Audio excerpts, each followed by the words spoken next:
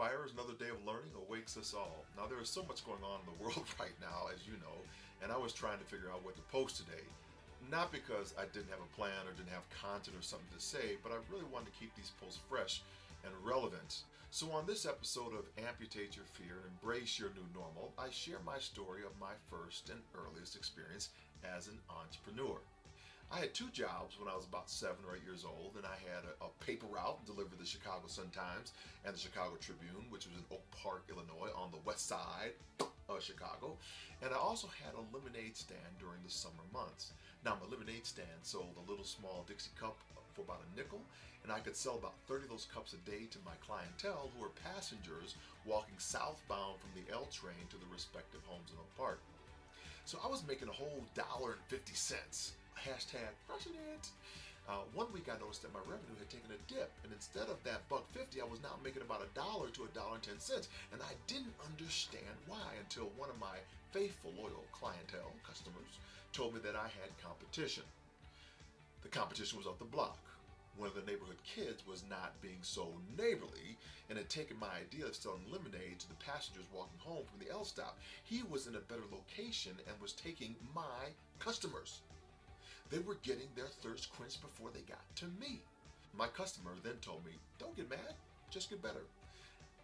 I thought about what he said, and I was having trouble understanding. I believe he saw my puzzled look on my little young face, and he quickly gave me a solution. What you should consider doing is taking your little red flyer wagon, taking your lemonade up to the L stop, and sell it when the customers get off the train. This way, you get your original customers and new customers who actually walk in the other direction. Now, that made a total lot of sense to a little 7-year-old.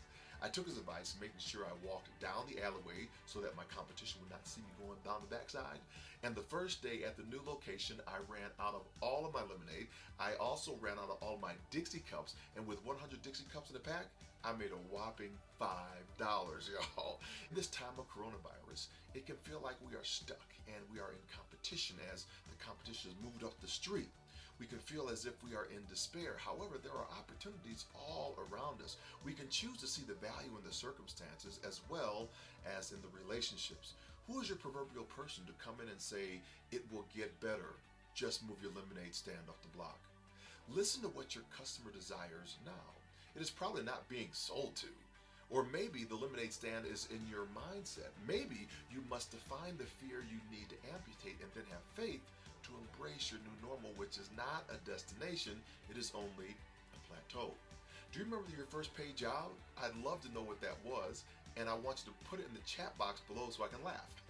My name is John Register, saying go forth and inspire your world. Have a great weekend, stay safe, be concerned for each other, and I'll see you back here on Monday.